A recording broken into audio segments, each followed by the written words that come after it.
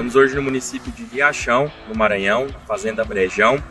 Estamos visitando uma área comercial da cultivar Brasmax Extrema e Pro, cultivar que foi lançada na safra 18/19. Estamos aí prosseguindo para o segundo ano comercial desse produto, que tem uma excelente aptidão e desenvolvimento com alto potencial produtivo para a região do Maranhão e Norte e Nordeste de uma forma geral.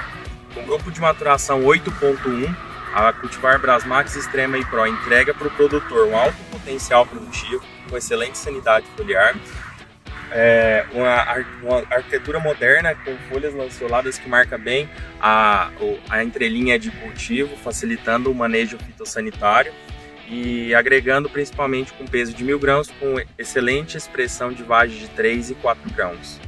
A média de PMG dessa cultivar é de 181 gramas e com excelente desenvolvimento radicular, entrega para o produtor o máximo do rendimento.